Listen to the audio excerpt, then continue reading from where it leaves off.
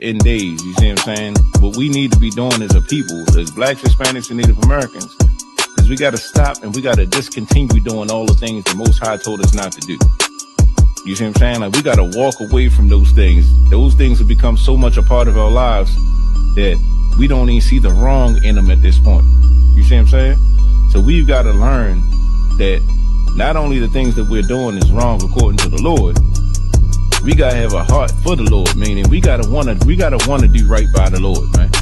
Find out what God's law is. It ain't no religion on thou shalt not eat pork. That ain't no religion.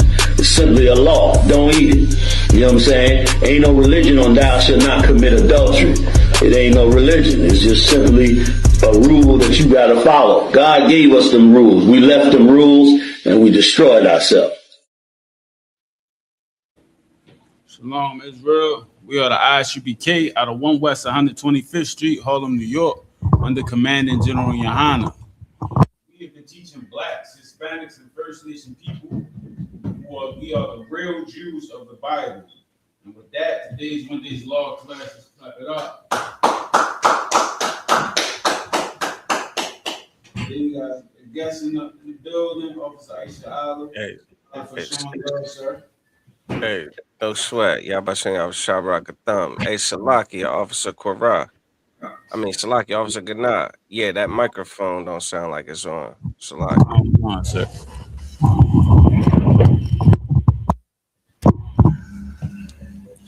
Let me check. Okay, all right. What's on Christ? The water. Come on, sir. All right, so today again is the Wednesday's law class. So if you're on YouTube, Twitter, Facebook, or in class, make sure you take out your notebook and take some notes, because this is the Israelite School of Universal Practical Knowledge. This is a school, and we are here to teach people the answers, right, to deal with this oppression and how to get back to following the law, statutes, and commandments. So for today's class is our enemy's crafty counsel, right? And the crafty counsel they use is conditioning. So first, I would like to set the premise of this class. And today I want to let us know that as a people, who our enemy is, right? A lot of times we go through our life not realizing that we do have an enemy, Black, Hispanic, and First Nation people. The world want us to believe that we should all hold hands. Not even the world. Only people who they teach this doctrine that we should all love each other and all hold hands and forgive each other is Blacks, Hispanics, and First Nation people, right? The only other people who they constantly teach us that we should just be proud of who we are and be proud of, loving everybody else is only Blacks, Hispanics, and First Nation people. And you can see that evident today in the news, right? Right now, we got a big war going on being fought by two devils, two white people, fighting. Listen, throughout our whole history in America, that's all they do is fight. All right. But they understand that they're not supposed to forgive each other. But the problem is we believe we're supposed to be forgiving everybody. Right. And that's because we've been conditioned to believe that. So first, I'm gonna illustrate who our enemy is. Can I get Ecclesiasticus 12:10?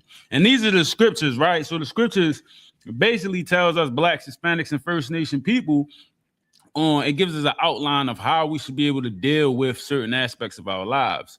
And one of the aspects of our lives that we should need to learn how to deal with is how we deal with our enemy. All right. The way that these Christian pastors have taught us to deal with our enemy is to just march and allow them to do anything to us. That is not the case. That is not what the scriptures said do. All right, the scriptures say you're supposed to stay away from them. And we're going to read answers to how you get out of these situations when it comes to dealing with your enemies. Can you get Ecclesiastes 12:10 for me, sir? Ecclesiastes chapter 12, verse 10. Never trust thine enemy. Does it say sometimes? Never trust thine enemy. Or when times changes, because that's what a lot of us teach nowadays. That was back in the past. It says, never trust thine enemy. For like as iron rusteth, so is his wickedness. So the scriptures right here is illustrating how we should see our enemies. We should never trust them. I know a lot of us, right? We like to tell ourselves, yo, that's the past. We gotta get over it. But you know, the Jewish man, in America, we wouldn't deem it's crazy if a Jewish man say he don't want to work with a German. We'd be like, well, I kind of get why. But for everybody else, right, we supposed to, you know, forgive them and let it be the past be the past.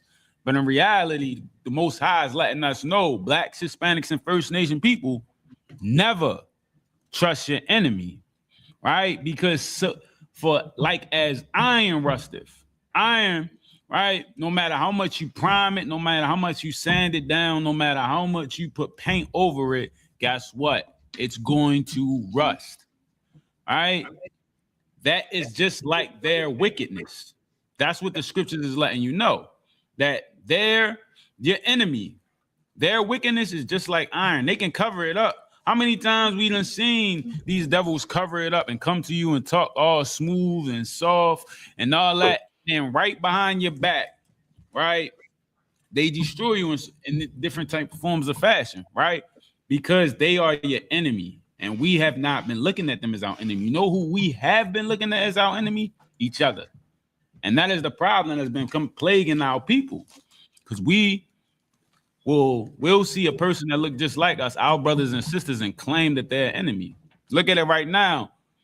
Our Hispanic brothers and sisters are having a hard time in America. They being hunted by the border. They being put in cages, right? And a lot of us, Blacks and Hispanics, will sit there and say, well, they are here illegally. And what's happening to them is rightful. That's what we will believe. But understand this.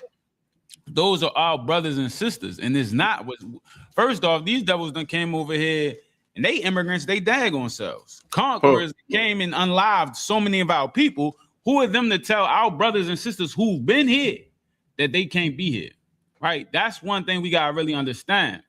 All right. So the scripture says, never trust thine enemy, for like iron rusteth, so is his wickedness. That's what the scriptures is telling us, how we should deal with our enemies, not hold hands, not do sit-ins and get spit on and get sprayed with hoses and walk, not march miles and miles just for a peaceful protest, not go outside and hooping and hollering, you know what I'm saying, and screaming and praying that someday they see you as equal. The scriptures is letting you know right now that you should never trust thine enemies, right? You got something to say? Hey, so like, if I could, like, I just want to add on to what you said. Like, not only they are illegal immigrants. You see Right. what I'm saying? Come. Like, they came over here. And listen, they didn't come over here peacefully. Right. They came over here. They unalived. Right. They SA. They did all types of crimes against our people. You see what I'm saying? And at the end of the day, they hold themselves not guilty. You see what I'm saying? Like, this is how you know that they are the devil that the Bible speaks. That's of. right. You see what I'm saying? Like, they are illegal immigrants out. Right. That should not be here in the first place. Come. And they call it, you know what they call it? Manifest destiny. They actually say the Lord wanted this. You see what I'm saying? Right. That's all I got. And that's heavy what you bringing out. And that's what they truly believe. And the sad part about it is they have our people believing that. A lot of our people will sit and say we wouldn't be in the conditions we would be in if it wasn't for the devil, the oppressor. I remember somebody said, well, look, we can vote now. We got an iPhone. We can go get a job. Look at the basketball players in the NBA and how much money they making. Right? We supposed to take that little nugget and be proud. Nah, that's not the case, man. They are our enemies. Right? So because we chose to trust our enemies, we as a people, we have lost our identity. We have lost our culture. We have lost our customs. We have lost the DNA of how to be the children of Israel, right? We enamor ourselves with the culture and customs of these other nations, right? So let me get Deuteronomy 28:1, because first I illustrated how we should treat our enemy. Never trust them, right? Now I want to illustrate who is your enemy, because a lot of times you might just think we just talking, right? But we're gonna show you what the scriptures say who our enemy is. Let me get Deuteronomy 28:15. All right, so in Deuteronomy, so a lot of times growing up in the Christian church, they don't teach us that. For one, they teach us the the false story of the commandments, right? They teach us that Moses freed the people from slavery, and then he gave them 10 commandments, and that's pretty much the end of that story when you're growing up in the Christian church. But when you start to read the scriptures, and you're only gonna find this in the ICPK and the truth under Commanding General Yohana, because I grew up in the Christian church, heavy revivals, Monday through Sunday, every week going to church, and they never brought out this part in Deuteronomy. So what happened was Israel, blacks, Hispanics, and First Nation people, it's like we had a contract with the Most High. We keep his laws, statutes, and commandments, certain things was going to happen. We do not keep his laws, statutes, and commandments, certain things was going to happen. So what we about to read to you right now is some of the curses that happened. And if you know the story of the Israelites back then, most of us decided that it was better to not keep the law, statutes, and commandments. And because of that, we have to take responsibility for our actions. Certain things transpired. These curses came upon us. All right. So Deuteronomy 28:15. Can you get it for me, sir? Deuteronomy chapter 28, verse 15. But it shall come to pass, if thou wilt not hearken unto the voice of the Lord thy God. So it says, it shall come to pass, if thou will not hearken, will not listen, will not do unto the voice of the Lord thy God. Continue, sir. To observe, to do all his commandments. It says all. No, the Christian church try to say we don't need to keep the commandments. Right? The scriptures is saying right here, right now, that if you do not hearken and observe to do all of them, not some of them, not when you feel like it, not when this church does it, but we don't agree to that. No, all of them. And the crazy part about this is it says all his commandments. The root word of commandments is commands. There is no I can choose when to do them and when not to do them. It's a command. You have to do them. All right. Continue reading. And his statutes. And his statutes. All right. Which I command thee this day. See it again? Which he commands you. He not asking. He not, you know what I'm saying? Like, if you feel like it, can you keep these commandments? He's not doing that. He's commanding us to keep these commandments. That's why you should, when you go to your Christian pastor, you should tell them that. All right. You should get out these Christian churches, because how can they go against what God commanded you to do just so you can feel good? It's all entertainment. The Christian church is all about entertainment. It's just to entertain you, to keep you living in the same conditions, and you just feel good, I guess, on Sunday because you get to rip and run throughout the church. You know what I'm saying? Hooping and hollering and dancing, wear hats, right? So I guess that's your version of the club, right? But in fact, that's not going to get you closer to God. And that's why we in the ISUPK, we go out here and teach our people this, because for us, it's so messed up that we got a group of people who have a love for the Most High, who really want to serve the Most High, but get caught up, right, into this falsehood known as Christianity, all right? So he said, I command thee this day, all right? And this is the important part. Continue reading. Yeah, so he's saying this day, the Lord is speaking to you now. Like, this is what you're supposed to be doing, right? This day, this ain't just that day back then. No, this is today. This is what we supposed to be doing, blacks, Hispanics, and First Nation people. I had a conversation with one of my friends at work, and we was talking about, you know, this the baffling part about it. He was like, well, you know, I take a lot of stuff from all different kinds of religions for real, because, you know, all of them got good and all of them got bad, right? And you know, the crazy thing about it is they so quick to dismiss the Bible, right? But every little one of his things was, well, you know, I be listening, and like this one book I read, it was like how to become a superior man, right? And he like, well, you know, I read that book and I got that, yo, I'm supposed to be the man of my household. I said, hey, yo, bro, you know where you learn that at? He like, where? I said, in these scriptures. Because everything that you think you learning that's good, it only come from these scriptures. Right. They might word it differently. It might come from a different author, but guess where he got it from? Right. These scriptures. This is the answer, Black, Hispanic, and First Nation people. It's not none of these that's other outreaches and all these other groups and these trains of thoughts. No, it's all in this book.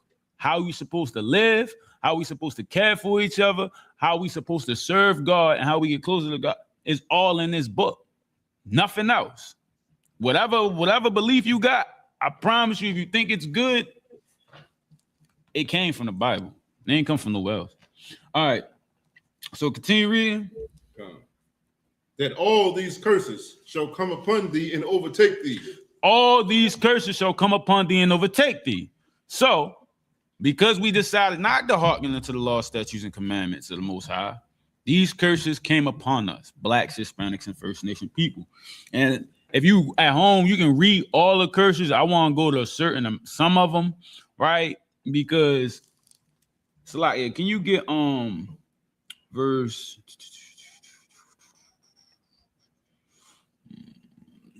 Should be a sign. Shall be a sign. Which one? Which one should be a sign? Oh, let me get 46 real quick. Oh yeah. Hey, so you can check the comments, sir. Deuteronomy chapter 28, verse 46. And they shall be upon thee for a sign and for a wonder, and upon thy seed forever. So this is why this is one of the heaviest scriptures to me, right? Because it says, these curses shall be upon thee, us, Blacks, Hispanics, and First Nation people, for a sign. What is the purpose of a sign? It's to illustrate something. When you got a sign that says no trespassing, right? It allows you to know, do not trespass. When these curses, they come upon us because it's a sign to the other nations of who we are. And there's certain things that while we going through these things, because we chose not to follow the law, statutes, and commands, because what we forget is we're supposed to show the whole world how to act, right? When we do what we're supposed to do, we show the whole entire world how to act. We are a sign like, oh yeah, them over there, that's how we supposed to act. The problem is we got the bad end of the stick at this point in time because we chose not to follow the law, statutes, and commandments, right? And the Most High is punishing us like a father should, right? We chose not to listen to his commandments. Well, then we got to reap the repercussions of that, right? So, all right, so these are a sign, all right? So let me get 68. Select your second, I get 68. Deuteronomy chapter 28, verse 68. And the Lord shall bring thee into Egypt again. So Egypt is another word for bondage, right? So the Most High is saying he's going to bring us into bondage again. Now, another thing that you might not understand when it comes to Israel in the Bible, one thing that Israel kept going through, because they kept not following the law, statutes, and commandments, was bondage. Israel kept going into captivity, right? This is something the Christian pastors ain't going to teach you. The history of Israel is, we done did some great feats, but we done fell short, and we keep going into captivity, right? So the Lord shall bring thee into Egypt again, into the house of bondage again. Continue reading. With ships, right? The transatlantic slave trade, this is right here in the scriptures. Think about it, Blacks, Hispanics, and First Nation people. Imagine if you would have heard this in church, right? How your thought process would have went. I was sitting in church questioning a whole lot of stuff. I'm like, yo, hold on, bro. Like, why everything gotta be white? Like Christ white, the disciples all white. Then I'm asking questions like, well, if we supposed to be following the same thing that Israel people supposed to be following, where they at? Christian pastors like, they around here, right? Imagine if you find out that transatlantic slave trade was in the Bible. Right. What that would do for us as a people. We will realize like, yo, that's us. The people that deals with God in this whole entire Bible, right? That's us. All right? Continue reading, sir. It's like God. By the way whereof I spake to thee, thou shalt see it no more again. Thou shalt see it no more again. So they're going to take you from your home and you're not going to see it again. Blacks, Hispanics, and First Nation people, we haven't gone home. Us as a nation of people. We got people who travel to our home. Right now, we got devils fighting over their home. That's not even their home. Right? They both all going to get out of that kingdom soon. You know what I mean? When Christ come back, that's not their home. You know what I'm saying? We never going to see it again. Continue reading. And there ye shall be sold unto your enemies for bondmen and bondwomen, That right there is the whole story of slavery. That's the story we was taught growing up, right? Even in school, we was taught we were slaves. Sold here in America as slaves. That was our story. This is our story, Blacks, Hispanics, and First Nation people. That Bible that's in the house right now, that's collecting dust at the top of the closet, on the kitchen table, right? In the cabinets, dust it off and realize this is your history book. This ain't a religious book. This is about Blacks, Hispanics, and First Nation people and what they've been going through and what they're going to go through, you know what I'm saying, and how to have their own customs, culture, and their own DNA. This is right here in this book. It's nothing else. All right. So let me get come on. Oh yeah. And no man shall buy you. And no man shall buy you. I know we like to look and think like, you know, who is it? Marcus Garvey and Martin Luther King. They all gonna get us out of these conditions. Malcolm X, they all gonna get us out of these conditions, right? Louis Farrakhan, you know what I'm saying? We look to all these people to get us out of conditions. Guess what, Blacks, Hispanics, and First Nation people? Nothing changed. We still here. Why? Because the Bible said if we didn't keep his laws, statutes, and commandments, these things will happen. And no matter how mighty you might think that man is, the Most High said this will happen. No man will buy you. No man will buy you, right? No man gonna be able to redeem you, Blacks, Hispanics, and First Nation people. All right. So understand that. And this is why you should really be fed up with Christianity. But I'm gonna get into why we not fed up. I know we hear it a lot that you should be fed up, but there's a reason why you not fed up. All right. And and let me get because maybe that might not painted a good picture for you Blacks, Hispanics, and First Nation people. They might be like, well, you know, it could have been somebody else who went on ships. Let's just talk about more stuff that happened to us, right? Let me get verse 32. Because we know this. We done seen this all the time. Deuteronomy chapter 28, verse 32.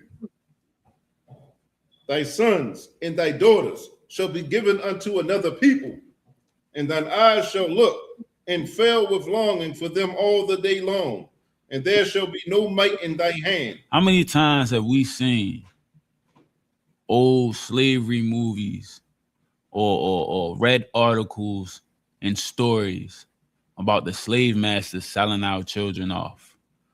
One of the most atrocities that I like, it just destroys my soul, is that they fed our babies to gators, right? They would take our children and just sell them. This is right here speaking of that in the scriptures, man. I always tell people, man, listen, the scriptures got everything in it, especially Blacks, Hispanics, and First Nation people. Everything is in it. Everything that has happened is in it. This is our story. We're the ones when the slave master came and snatched our kids, and we longed for them, hoping and wishing we could find them. They down Mississippi somewhere, right? And we couldn't do nothing. Imagine right now, Blacks, Hispanics, and First Nation people, we fierce when it comes to our children. A lot of us will fight to death when it comes to our children. Imagine them taking your kids, and there's nothing you can do. That's our history, Blacks, Hispanics, and First Nation people. Hey, Salaki, what you bringing out is so heavy, and it's so heavy because here's the thing. This shows you how evil and how wicked the Christian church is. You feel me? Like we always say, the Christian church is a vessel of white supremacy. Right. The Christian church keep us so docile. The only part that they ever talk about in our history is us being slaves. Right. They never get into why we were slaves. They make you think that just being black was gone. Right. Now we broke the Most High's law, statutes, and commandments. If they taught that, maybe we'd say it's a reason for us being slaves. Right. What can we do to change our conditions? But the Christian church had you thinking like, listen, you black, you're a Gentile. Right. And this is just what God ordained for you. It is a vessel of white supremacy. And that's so heavy because a lot of us, when we, Salaki, so you go ahead, sir. Yeah, it's Salaki. Yeah. I do hear a little bit of an echo, but nah, the what you just said was so heavy, Officer Matazaba, because like every year in school they teach, I mean, a lot of this stuff during Black History Month. Come. And ooh wee, what would it look like if public schools taught Deuteronomy 28 for Black History Month? Right. Yeah. Right. Deuteronomy chapter 28, verse 68, and show pictures of the transatlantic slave trade with them ships and our Right. ancestors on them boats. Okay, say, wait a minute. This book that everybody talking about, wait a minute, those are my people on that boat. Right. Those are my relatives. You understand? And verse 32, you understand? To show the auction blocks. Wait a minute, that's my people. Wait a minute, that's literally my people. Like, I'm looking at Black History Month in the Bible. Right. That's my people, and those are your people. You Down. understand? In verse 48, you understand? I don't know if you was getting to that, you know what I'm saying, but where you will serve your enemies. Wait a minute, that's today. Right. You understand? Like I can see that. I can see that today, and I can see it in the images of slavery. I can see it today, and it's in the Bible, and that's what. Man, listen, they so damn full of this indoctrination up inside of these schools. They'll teach you to make your hand into a turkey and celebrate the slaughter of the Native Americans. You understand? But I'd like to see a few of these scriptures, you know what I mean, posted all around for 28 days of February. Right. You understand? Every year after year after year after year. You understand? You know what I mean? That would be powerful, man, because this is our history. You understand? This is our instruction. This is our wisdom, man. And imagine there ain't one gospel song about this. Right. All them damn Grammy nominated gospel artists ain't sung shit about Deuteronomy 28. Where you could actually done some good for the Lord's chosen people. You understand? With the millions and millions of downloads and records sold, you understand? Your platinum and your diamond records. You could have woke up some people, man, some special people to their true identity, man. What a wasted opportunity, but that's all the Christian church does is they waste time. You understand? Salakia, you got it. Water, sir. Oh, that's heavy. You know what I'm saying? That's a fact. And we're gonna read verse 48. Can you give verse 48, sir? Deuteronomy chapter 28, verse 48. Therefore shalt thou serve thine enemies, which the Lord shall send against thee. Listen, right now in this time, right now, we are serving our enemies. Even the one person one Black, Hispanic, and First Nation person that you want to put on a pedestal and say, well, you look at them, they got millions, they successful. They still serve the enemy. Right. That's who gives them their money. Right. How many times we've seen all our celebrities or musicians, right, when they finally realize like what they have done to get that money, because they serving their enemy. You got to give up yourself, your culture, your way of life to serve them. Right. This is in America. And then that's why when it comes to integration, it's just that's how it even destroyed us. See, like when I mean Crafty Council is crazy when they come up with the idea of integration. When we had our own stores, we had our own communities, we had our own things, and then we decided, you know what, let's be equal to them, which never made sense. Now we gave it all away. We gave it all away. So now if you want to become a barber, back then you could have had your own barber shop. Now you got to get a certificate from your enemy. Then he got to prove that you got a good shop. Then he might just be like, you know what? I'm a break you. I'm gonna destroy your little shop because we want to build houses over here. All right, you're just gonna have to pack up and move. That's us serving our enemy in every aspect. Blacks, Hispanics, and First Nation people, we realize that we serve our enemy, and there's only one way we can get out of these conditions, and it goes back to the beginning: hearken unto the laws, statutes, and commandments of the Most High, and do them. That's the only way. That's why the Christian pastors fight so hard to get you not to keep the law. That's why so many sermons they preach about not keeping the law. I always wanted to ask one of the Christian pastors, yo, what's wrong with keeping the law? If it says do not lay with if a man should not lay with another man, why is that wrong? If it says do not, touch children, why is that wrong? It says does not steal and does not unalive a brother, do not sleep with his wife. Why is that wrong? You know why it's wrong is because it goes against white supremacy. It goes against America. It goes against our enemies' views and how their lifestyle is. And all the Christian pastors and all they doing is teaching their doctrine, but just putting a black face in front of it. We need to wake up Blacks, Hispanics, and First Nation people. And the only way to do that is to get in the truth. And the ISUPK under Commander General Yohana and keeping these laws, statutes, and commandments. That's how you gonna do it. That's right. All right. Oh yeah, you can continue reading. Sure. Sorry. You in hunger. In hunger and in thirst and in nakedness. Listen, right now we going through a point in period where like most of us is like, man, I don't know. Money is tight. Being able to eat. How many of us depend on like our jobs? Where if we lose our job for a week, it's going to be a problem, right? When it comes to food, we had cities. What was it back in what was a couple years ago? What was it, Gary, Indiana? They didn't even have running water. Couldn't even drink water. I mean, Flint. Yeah, Flint. Damn they right. still can't. You know what I'm saying? This is a problem that we are facing as a people.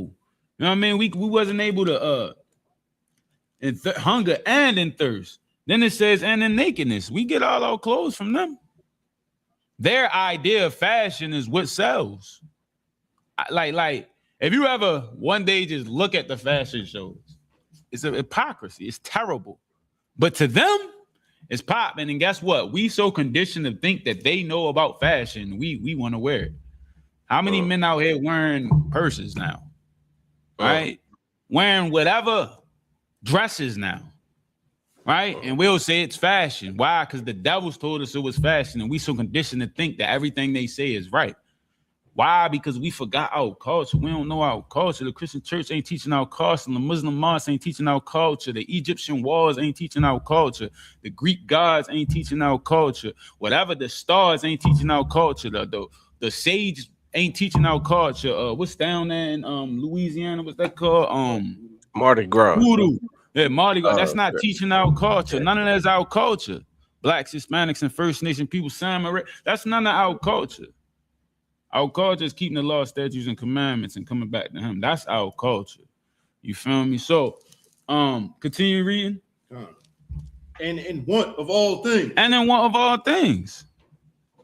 This is how we say a Black, Hispanic, and First Nation person is successful, because he's able to think about your view of a successful Black, Hispanic, and First Nation person. He got a suit on.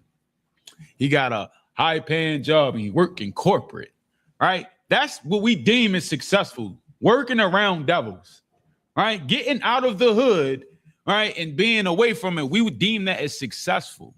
And the want of all things. And a lot of us try to strive for that.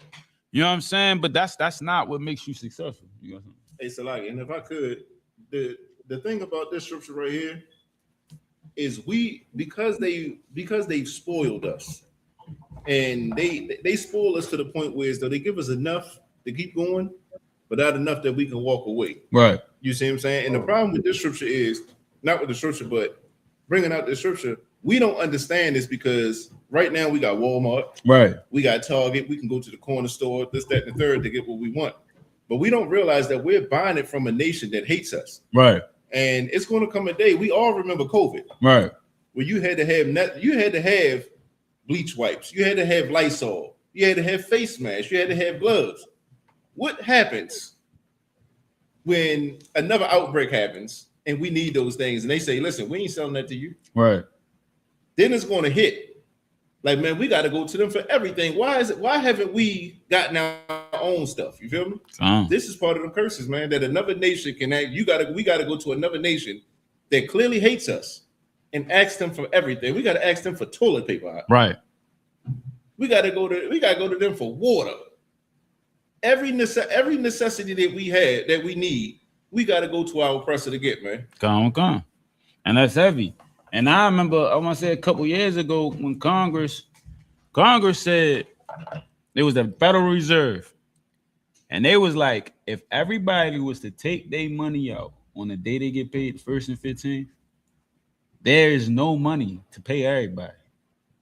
Those numbers are just numbers in there. Yeah. So understand that Blacks, Hispanics, and First Nation people, the money you think you got, yo, if they tell the banks don't give you your money, you ain't got no money. Yeah. In all things, don't think you high and mighty because you got a little account. Understand that means nothing. All right, continue reading. And he shall put a yoke of iron upon thy neck until he have destroyed thee. And he shall put a yoke of iron around our neck until he destroyed thee. We've seen the irons of yoke around our necks. That's our history. They even showed us in school. We done seen slave pictures. This is our people, Blacks, Hispanics, and First Nation people. And one of the things you really got to understand about this, it says, until he have destroyed thee. So what that is saying is, when the yokes of iron come off your necks, you are destroyed. And I'm going to get into how we are destroyed. All right. Let me get Come, slide here, sir. Officer Ice Island, can you read for me, sir? Verse no sweat. What scripture you want, brother? Can you read for me verse 49, sir? Yeah, that's no sweat. Because this is heavy. You know what I'm saying? When you really, really understand this, because a lot of us think because it happened so long that we not destroyed. When we go out there and speak to brothers and sisters out there on those corners, a lot of times they sit and look at us and say, well, that's the past. It don't affect me anymore. But the scripture in verse 48 says those yoke of iron is going to come off once he destroy you. So you gotta understand that. The reason the yoke of iron is off of your neck, Blacks, Hispanics, and First Nation people, is because you destroyed. And it's a way he destroyed you. But a lot of us don't know it because it's like a natural reaction we have. And I'm gonna break that down. Can you read verse 49, sir? No sweat. This is the book of Deuteronomy, chapter 28, verse 49. The Lord shall bring a nation against thee from far, from the end of the earth, as swift as the eagle flieth. It's like, yes, sir. So, says the Most High is going to bring a nation against thee. Not so when it comes to nation, you got to realize a nation means race. A race of people against thee from far, right? From the end of the earth. And it says, as swift as the eagle flieth. You know, this is why scriptures is so heavy. When you got to get in the truth to really start picking up these stuff in the scriptures. The eagle, right? Almost every devil, nation or country or whatever you want to call it, you know what they symbol almost of all of them are? It's the eagle. Right. It's the eagle. Almost every one of them. Germany, Britain, the U.S. I remember looking it up. Listen, most of them all have an eagle as their the Rome. Remember, Rome had the golden eagle, right? This is they love their eagle, right? That's America's bird, and it's crazy that the scriptures uses that. The eagle is the eagle flieth. You know what I'm saying? Continue reading. A nation whose tongue thou shalt not understand. Listen, man, English is pretty much considered like one of the newer languages. See, like, you know why they call us Hebrew Israelites? Even though we are Israelites, Hebrew is our language, right? We didn't speak English. A lot of us didn't speak English. You know what I'm saying? And this a tongue we didn't understand, right? A lot of us got it beat into us. Our ancestors got it beat into us. You know what I'm saying? To learn how to speak this language. And slightly, sir, can you read verse 50? God, it's no sweat at all. This is the book of Deuteronomy, chapter 28, verse 50. A nation of fierce countenance, which shall not regard. Go ahead. Go ahead. So it says a fierce countenance, right? And we're gonna look up countenance because we might not understand what that means. So we're gonna look that up. You want me to look it up? No, I got you, sir. All right. You just Googling it? Yeah, I just Googled it. All right, so sir.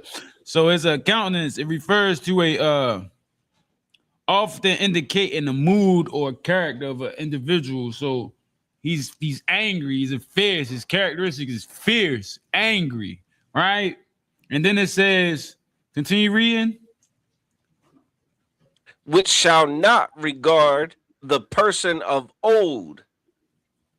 Listen, man, how many times you listen? In America, we don't care about they don't care about the older people in America, right? They look at them as just a waste of space. All right. Even in slavery, if you old and you can't pick up nothing, they will unalive you. You are a waste. Right? I had this one book and it was talking about after like the age of 50, they would feed you to their dogs because you didn't bring any money to them. Right? This is who we dealing with. These are the devils. These are the ones you want to say, oh, let's be equal and let's hold hands. Let's love them. Let's forgive them because the past is the past. Listen, I always want y'all to really understand this, that Emmett Till would have been like 70 for real. It ain't that long ago. My parents was born during segregation, right? A lot of my family members couldn't walk down the streets. My great grandmother was a slave. How quick we sit and say like it was that long time ago. It's not that long time ago, right? Just the other day on the news, we see it every day. We see unaliving. Our people be unaliving from cops all the time, right? But we become conditioned to be just like, hey man, it is what it is. Think about this: when a cop unalives a Black, Hispanic, and First Nation person, him going to jail, we know 9 times out of 10, yeah, he won't get off. We know that already, and we accept it. Why? Because we dealing with an enemy, but in our minds, we not seeing them as the enemy. We just taking it as it is what it is. Understand that Blacks, Hispanics, and First Nation people, they are your enemy, right? And they said they not gonna have no regard for your old. All right, continue reading. Nor show favor to the young. Nor show favor to the young. Right? They don't listen. They sold out. They fed our babies to gators. All right, think about that. You know what I'm saying? Like they didn't. I remember it was what's his name? His thing is who remember Slightly sir. Remember that one general that lost to I think it was Geronimo who beat him, and they had the movie. What was his name? He's like a fan. They love him. It was a General Custer. I think that's his name. He was on the trail, right? They got a movie here, yo. He was on the trail and he was traveling with our native Indian brothers and sisters. The women who had babies, he would take the babies because he was trying to escape, you know what I mean? The our brothers who fought against him, he was trying to escape them. That he would, and the mothers, because they feeding the babies, they newborn or whatever, if they was moving slow, he would take the babies and bash them against trees. This is the people we want to love. This is the people we saying, yo, it don't matter where her daddy and her mother or great grandfather did. I love her. She loves my people. This is who we choosing to be with. This is who we choosing to be with over our people. These people, right? They are our enemies. And you know what's so crazy about it? Right now, Blacks and Hispanics and First Nation people love their culture so much that they look at us as we the enemies and we have never done these things to you. We have never, these facts has never been put out on the table for you. But these are facts, and you know that they are facts. All right. So let me get now, with all that being said, right? Now, I'm gonna tell you why we, even though all these facts has been put forth, right? And anybody would see him as an enemy, because think about this. Right now, there's gangs all across the United States beefing, and it's been going on for 40 to 50 years. And it's because of one incident. Somebody did something to somebody. And generations are beefing and fighting and unaliving each other over. Right? But we got a whole history book. Like, listen, their atrocities was up to here. Right? But we don't see them as our enemy. But you think about it, like Blacks, Hispanics, and First Nation people, a lot of us are fighting a battle against our brothers and sisters, and we don't even know why we really fighting against them. That's how much conditioning they've been putting in our head that we see us as enemies. But when we got statistics and facts and seen all the things that they have done to us, we still don't see them as our enemy, right? And the reason is because of conditioning, all right? And say it again. Oh, battery down. The battery down. Yeah, come on. All right, because of conditioning. Like, yeah.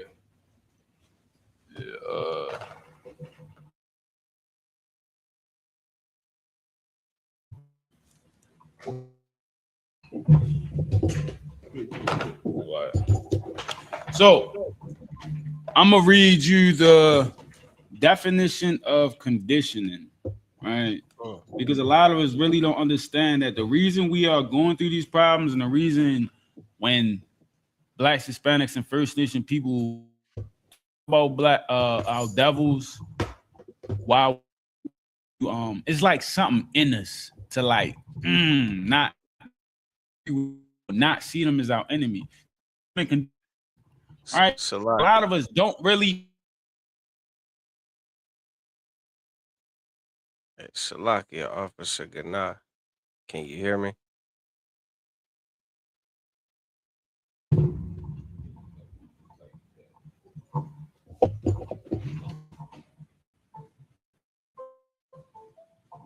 Hey, Salakia, can you hear me? All right, so conditioning.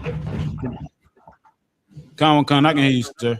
Yeah, nah, it had froze up for a bit. I just wanted to make sure everything was too wild. Con, sir. So conditioning is a psychological. Conditioning is psychology, is a learning process where behavior is shaped through association and reinforcement, forming predictable responses, right? Conditioning is a fundamental concept in psychology that explains how behaviors are learned and maintained, right? So a lot of us think we serving in Christianity, we serving in all these other beliefs, we viewing the white man is not the devil. We believe these things, not knowing we've been conditioned to believe these things, all right? Let me get Psalms 83, and you can go to verse 3, sir.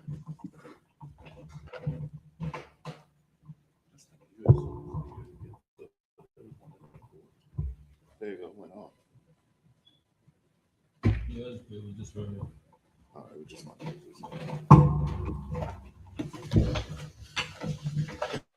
And get Psalms 83, verse 3, sir.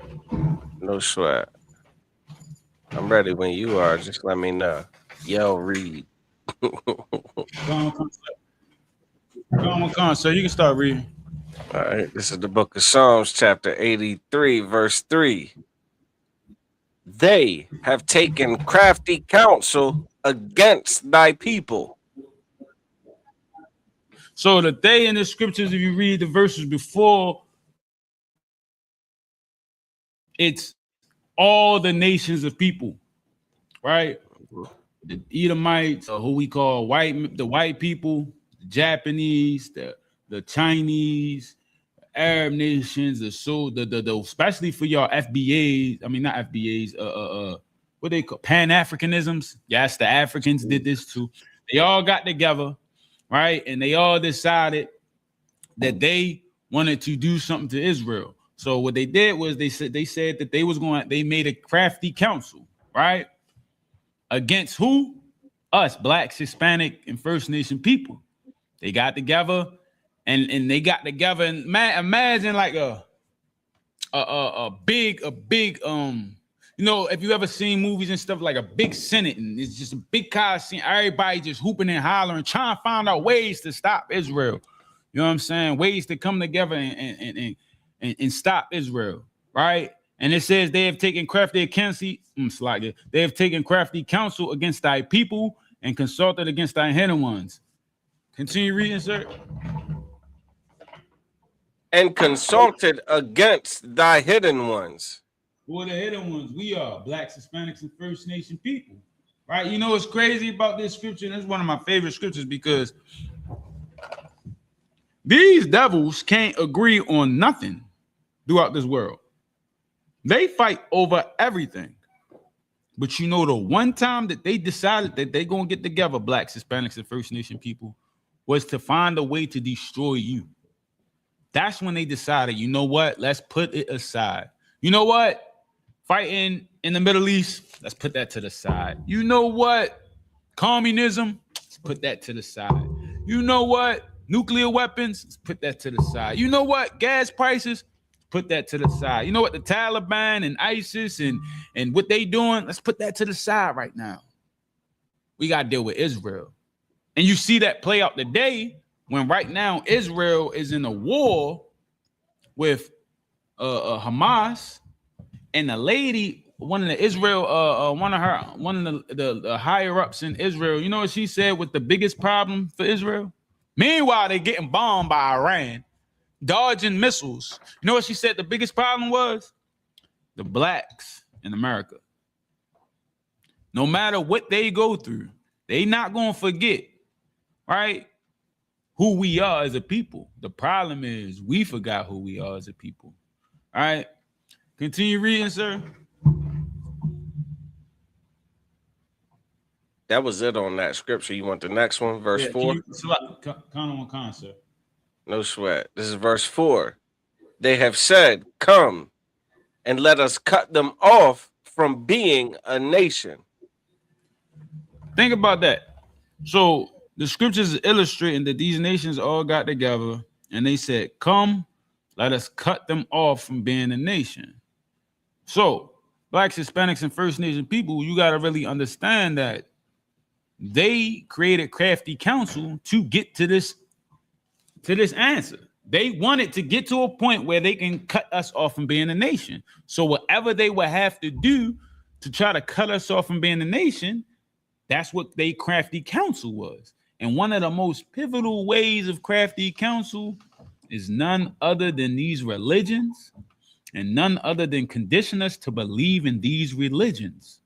All right, I want to show you this video of how conditioning work, because a lot of us, we hear that word, but we really don't understand how conditioning work. Because a lot of us believe, you know, when we have children, you know, the only thing we pass down is our looks and our athleticism. You know what I'm saying? We don't realize that a lot of other stuff get passed down, including our behavior and our thoughts on certain things and certain aspects. I'm gonna show you. Slide. Let me put this video up for y'all.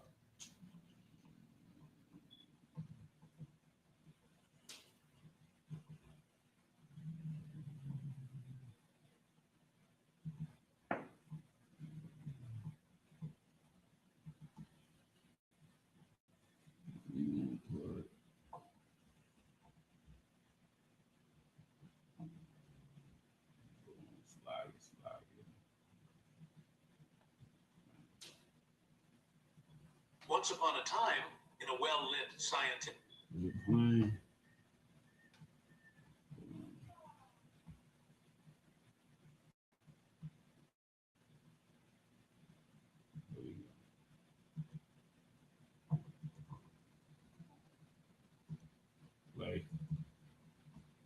plan on y'all. Once upon a time, in a well-lit scientific laboratory, 5 monkeys were placed in a large cage. Inside the cage, a ladder stood tall in the center, leading up to a bunch of ripe, golden bananas hanging from the ceiling. The monkeys were restless, their stomachs growling with hunger. One of the stronger monkeys, unable to resist the tempting sight of the bananas, approached the ladder. He cautiously placed a foot on the first step, and then another. But as soon as he climbed higher, an electric shock surged through the ladder. With a painful yelp, he jumped back down. At that very moment, water sprayed from the ceiling, drenching all the monkeys in the cage. They screeched in protest, shivering from the cold water. Minutes passed, and another monkey, hopeful and eager, decided to attempt the climb. He too was met with the same fate, a painful shock, a yelp, and a downpour of cold water upon the others. The monkeys quickly realized that trying to climb the ladder meant suffering for everyone. Soon, none of the monkeys dared approach the ladder. The bananas remained untouched. Then, the scientists overseeing the experiment introduced a new monkey into the cage. This monkey had never experienced the shock or the water spray. Upon seeing the bananas, he excitedly moved toward the ladder. But before he could even touch it, the other monkeys shrieked and attacked him, dragging him away. The new monkey was confused. He didn't understand why he was being stopped. Time passed, and another new monkey was introduced. Just like before, he attempted to climb the ladder. But this time, even the previously introduced monkey joined in stopping him, despite never experiencing the shock or the water spray himself. One by one, the original monkeys were replaced. Eventually, none of the monkeys in the cage had ever experienced the electric shock or the water spray. Yet, none of them dared to climb the ladder. They had learned to follow the group, enforcing a rule they did not understand. In the observation room, 2 scientists watched the experiment unfold. One scientist turned to the other and remarked, "They don't even know why they're doing it anymore." The other scientist nodded. "Welcome to cultural conditioning." The monkeys continued their routine. All right, so as you can see in this video, right? Let me remove it from the screen so like in a second. Let me remove this real quick.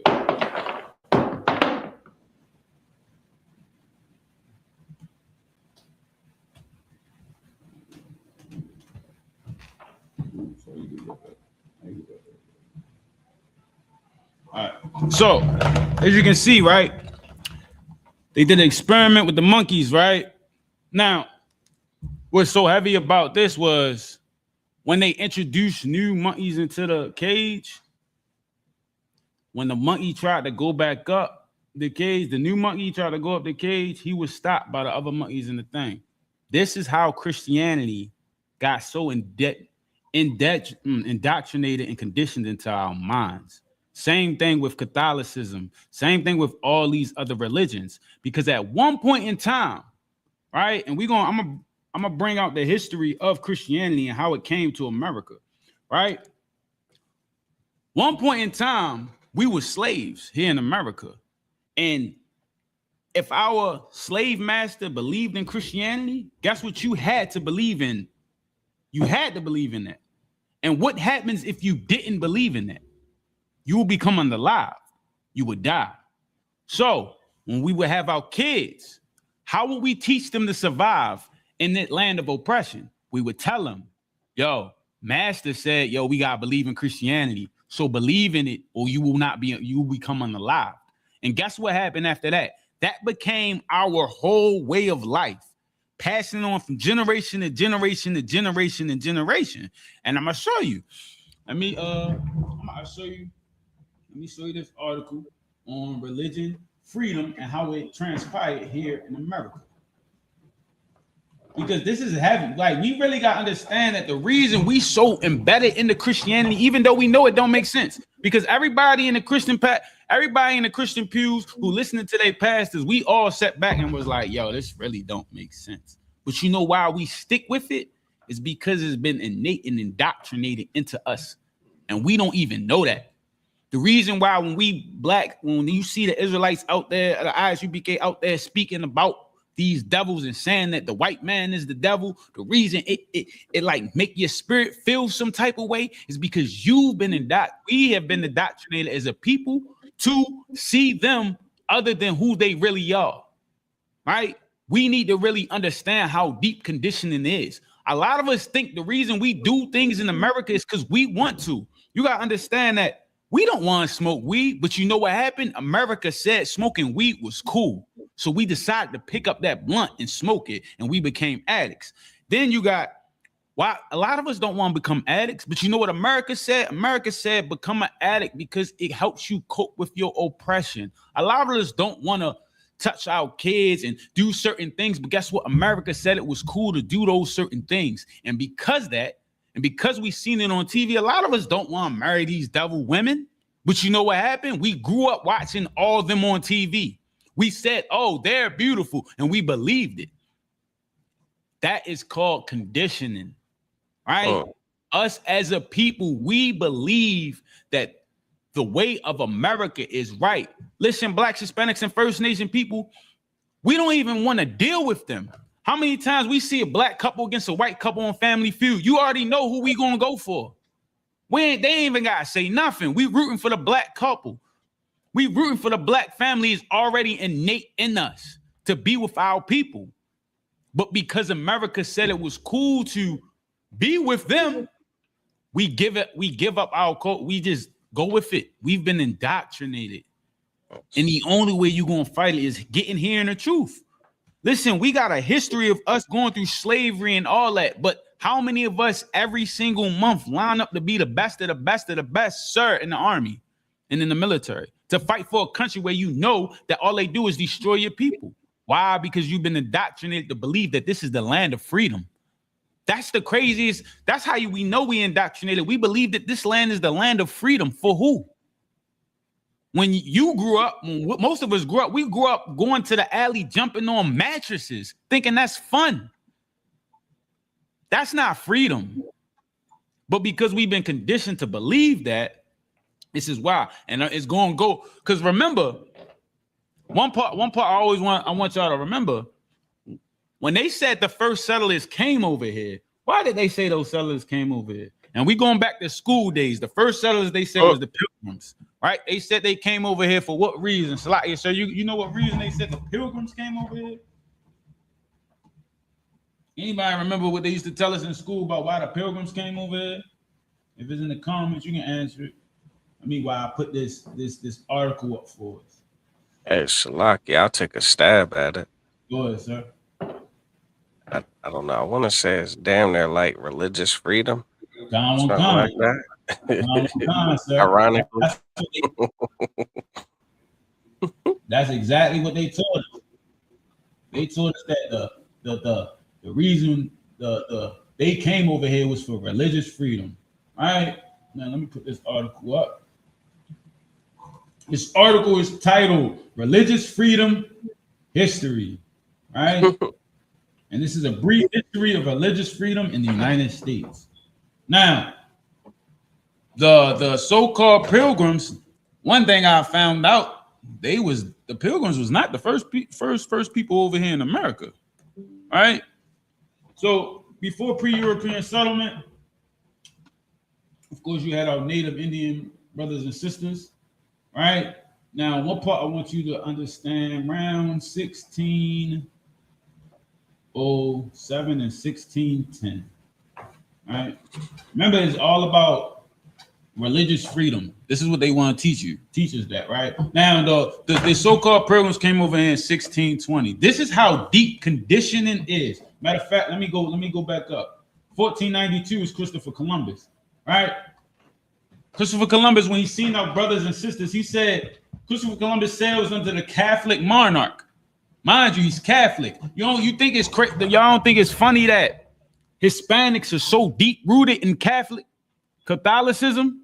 They love Mary, they love praying, they so deep into Catholicism. Why? Because in 1492, this was indoctrinated and taught to their people. It says Christopher Columbus sailed under the Catholic monarch, and upon arriving at San Salvador in October, writes about the natives. This is what he wrote, right? A lot of stuff he done wrote before, but this was so appealing that they had to make sure that they wrote this in quotation marks. They ought to make good and skilled servants, right? This is what Christopher Columbus, when he's seen our people, right? He automatically see. A lot of us don't understand that our Northern Kingdom, our brothers, Native Indian brothers and sisters and Hispanics was the first slaves.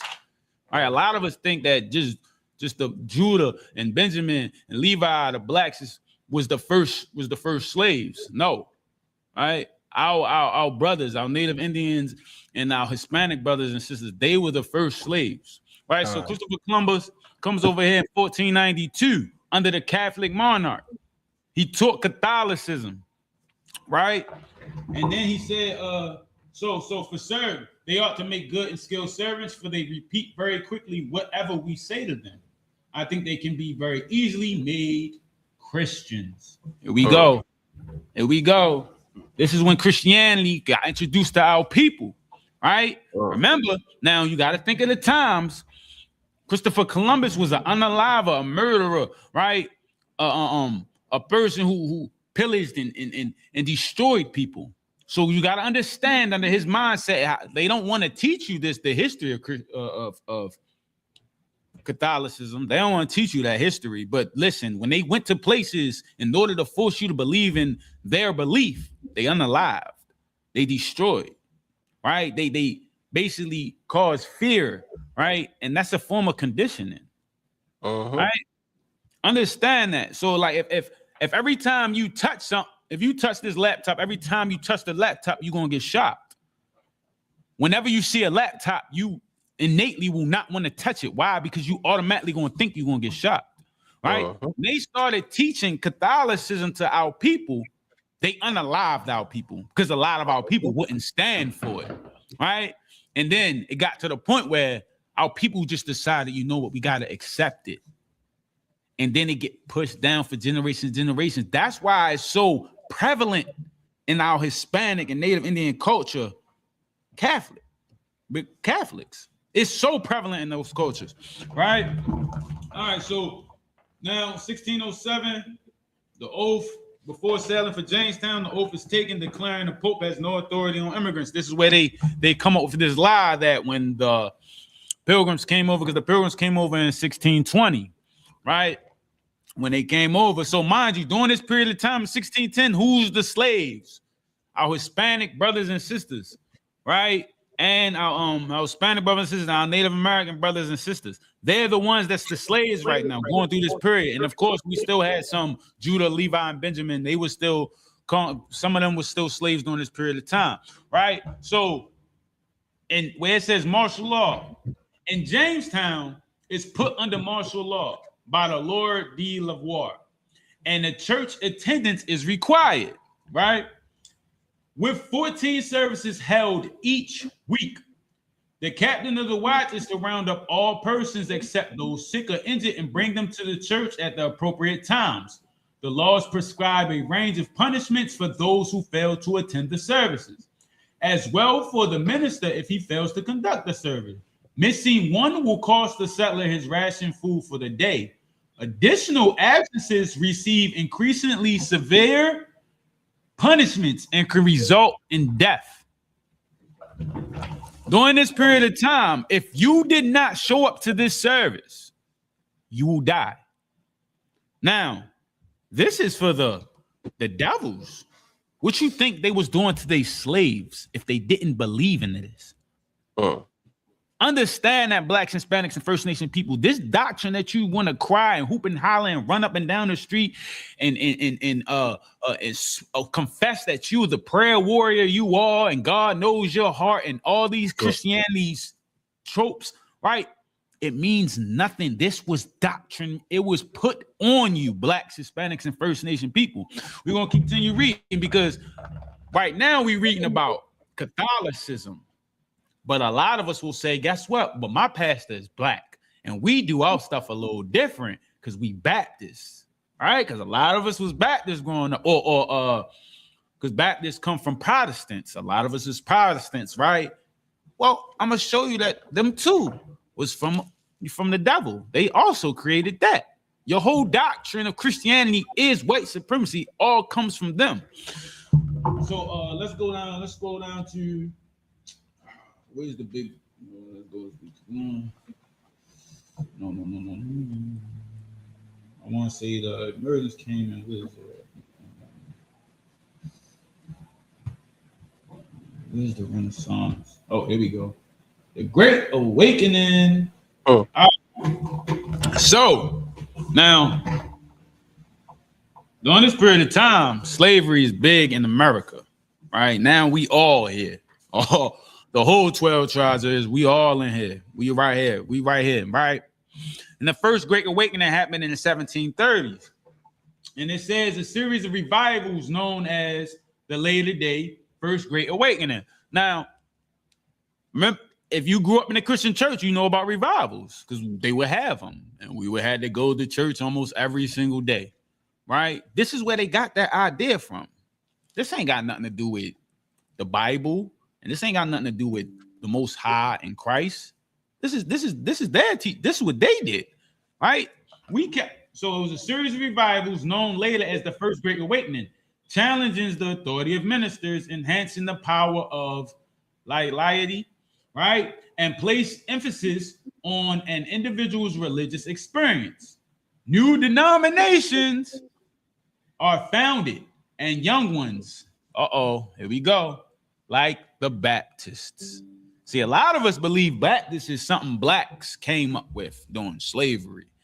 No, you're still following behind their belief. And we're going to show you who created Baptists, right? Now, mind you, while all this is going on, our people are still slaves, right?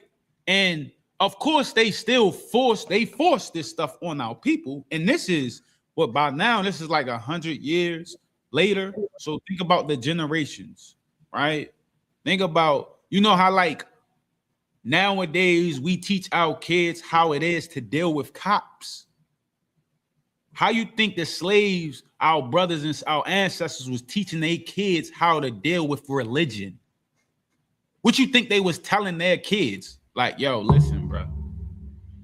I know you might not understand Christianity, but listen, yo, you better comply. When master say go to this revival, you better go. Why? Because if you don't, you will die. Listen, don't nobody like I don't think we really we will do so much for our children and our family in today's time. Why you don't think that they did the same thing for theirs? If they could save their sons, because remember we read the scriptures where they was longing for their children was getting snatched. You think these devils wouldn't snatch your child because he didn't want to show up to the service? Any reason to make the master mad, our ancestors made sure they would teach their kids to make sure, like, yo, listen, this is how you survive in these times. That's where we got, yes, master, Matt, we sick. Matt, what they he said when the master's sick, we said we was sick. We sick, right? Whole time he's the one sick, but we wanted to be on his good side so bad because of the atrocities and the evils and the things that they did to each other, right? We didn't want that to happen to our people. So the Baptist church got started. Now, mind you, again, let me tell you how evil they are, because not only was they unaliving you and doing whatever atrocity they could think of to our people to get them to conform to Christianity and Catholicism, that wasn't good enough. They also had to come up with an idea. They got together and made another crafty council. They said, yo, what if they decide that they can read? We got to make a book so that if they do read it, it will still make them docile. And I'm going to show you that book. It's called the Slave Bible. All right. Let me show you the Slave Bible. This is the Slave Bible. The Slave Bible was created in 1807, right? The Slave Bible, let me go to the one part I want to talk about where it says.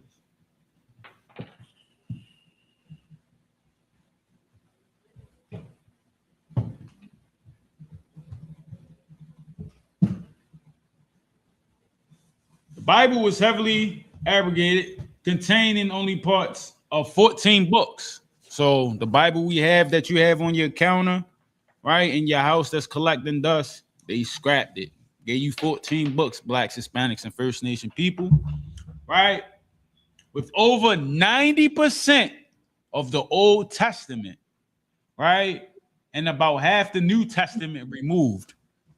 You don't think it's always, and you probably won't understand, a lot of us don't understand this until we come into the truth, right? You don't think it was weird that they was always giving you pamphlets of just the New Testament nowadays, and we would accept them like it means nothing, right? How many we would just accept them, or when you ever talk to a Christian, they'll say, "Man, that's Old Testament. We don't need to worry about that's the Old Testament. Don't even like that's back then. Like, don't even read that. We just about the New Testament." Right. See, they think they're doing that because they came up with that idea. No, they didn't come up with that idea. It was indoctrinated in them through generations and generations. They gave you just the New Testament. That's why you so quick to stand up on the New Testament, because that's what they gave you in the Slave Bible, just the New Testament. So when them preachers was preaching from back then and generations and generations and generations, you know what they taught? The New Testament. And I want to show you oh man. Right, where is it? Oh man. All right, so passages that could only inspire, they wanted to remove passages that could inspire hope for freedom, such as the Exodus, Blacks, Hispanics, and First Nation people. We just read to you the story of we just read to you laws and statutes and commandments that was given to us in Deuteronomy, right? That is part of the story of our Exodus. When we got out of Egypt, we was given laws. That's what the slave master made sure he didn't tell your ancestors. The Exodus story. He didn't want you to know that story. Right? He didn't want you to understand your history. And guess what? To this day, we don't teach our history of the Bible. Earlier today, Officer Aisha Allah said, yo, what if they taught this in school? What if they taught this in the churches? You know why they never going to teach this in the churches? Because generations before them, they was only given the Bible with the New Testament. Why do you think most of the sermons in Christianity is all about the New Testament? All it is about is what Paul says, right? And I wish I can find that. Oh man, I wish I had it on my computer. The Slave Bible highlighted Paul's teachings. And that's why they preach it so much today in today's time. All right, so again, it says stories like Exodus or Galatians 3:28 were omitted, while sections emphasizing obedience and submission to their masters were retained, right? That's what they wanted you to understand, Blacks, Hispanics, and First Nation people. That's why when we get hoses sicked on, Doug sicked on us and hoses sprayed on us and we get spit, we say we shall overcome. This is why no matter what has happened to us, Blacks, Hispanics, and First Nation people in this country, we say forgive and love them. No matter what. When it comes to your brother, you will never forgive and love him. But when it comes to the other nation, the oppressor, you're going to forgive and love him. Why? Because we've been taught this and conditioned to be submissive. Why you don't think it's crazy that in some hoods, listen, I'm from Baltimore, but in some hoods that if I walk through them hoods, first of all, walking is crazy Because if I walk through them, I'm gonna get approached like, yo, you not from here. Why you around here? Whoop, whoop, all that, right?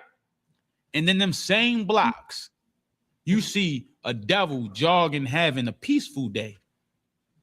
Brothers is sitting on the corner, smoking whatever, right? Cooling, and he's just jogging, looking at them. Hi, guys. You know why we don't say nothing to him? Because innately and indoctrinated, we see submission when it comes to those people. We gotta really understand as a people, blacks, Hispanics, and First Nation people, the only way you gonna break out of that conditioning is here in the ISUPK. That's right. That's the only way you're gonna get out of that conditioning. All right, go ahead. Hey, Sly, what you bringing out is so heavy. I don't know if y'all been paying attention to this, but Kevin Hart just had a roast. Come on. He had a roast, and this comedian, his name is Tony Hinchcliffe. Come on. Never heard of him in my life. You see what I'm saying? Never heard of him in my life. So he made a joke up there. Mind you, it's nothing but black people there. Right. Nothing but black people there. You are a so-called white man. You knowing the history between your people and our people. Salakia, sir, you breaking up. George, black community is so proud of you right now. George Floyd is looking. Slack, can you hear me now? Salakia, yeah, you broke up. You might want to repeat everything you were saying. I think it was when he was bringing the other screen up. Salakia. Can you hear me now? Yeah, I hear you clearly now, sir. That's okay. Can you hear me now, Aisha? Sir. All right, so this comedian Tony Hinchcliffe, which is a so-called white man. Now he's around black comedians. Now you knowing the history between blacks and whites in this country. He made a joke about George Floyd. He told Kevin Hart, the black community is so proud of you right now. George Floyd is looking up at us all, laughing so hard he can't breathe. Now he said this on a national roast, right, amongst black people. You see what I'm saying? Right. Nothing happened to him. What would it look like for a German to come in and roast a Jewish guy and make a comment like that? Do you know that it got with him? When it comes to us, we give passes to everybody, and it's like you can do whatever the hell you want to do to blacks, Hispanics, and Native Americans. You feel me?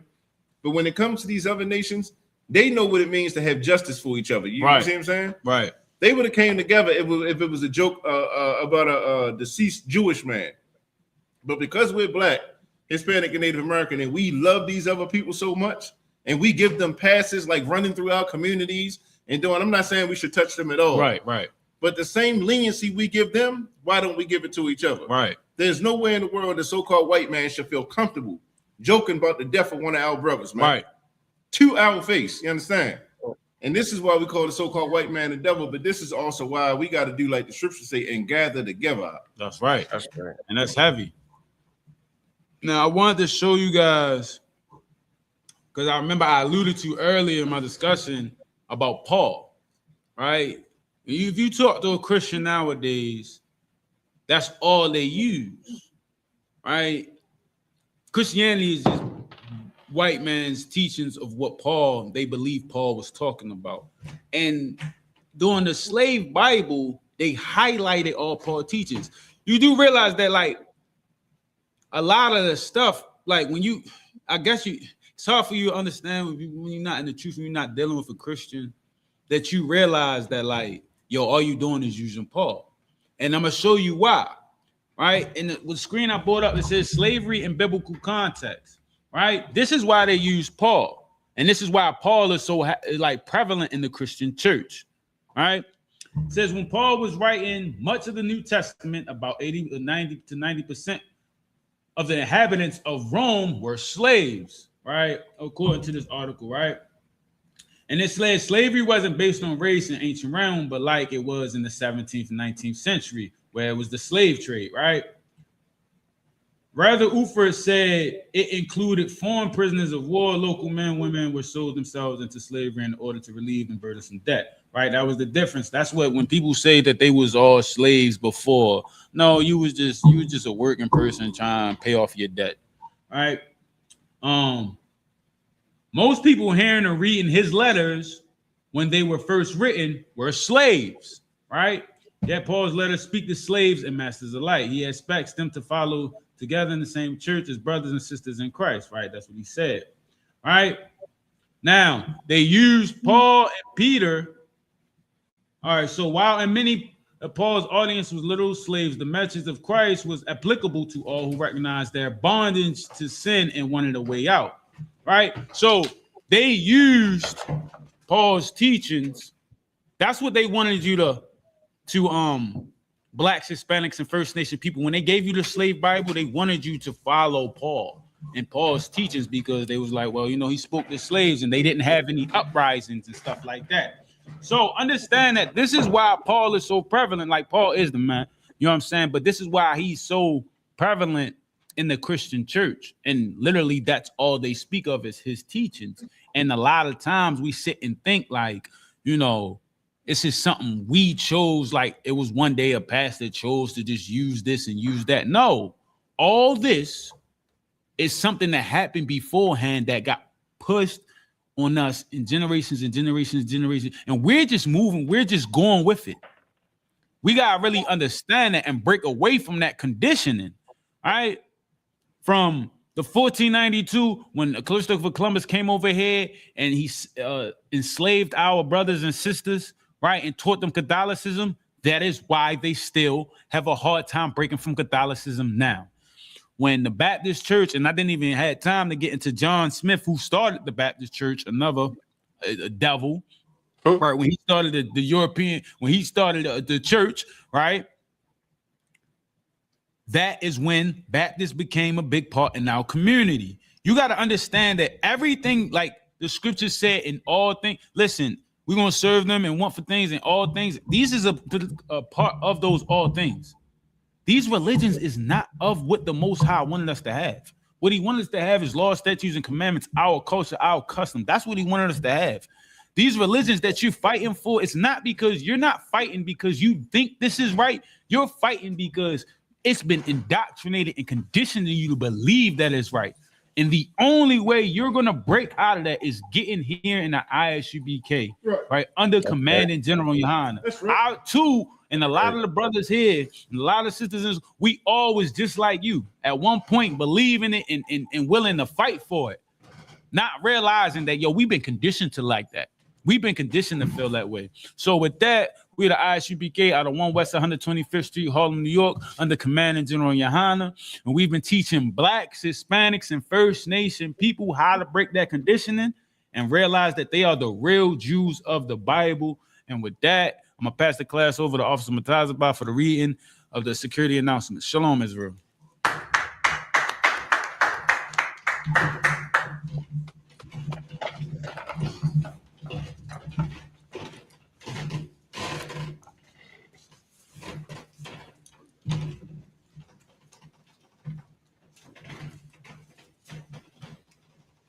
These are the security announcements. We at ISUBK out of 1 West 125th Street, Harlem, New York, under command and General Yohana.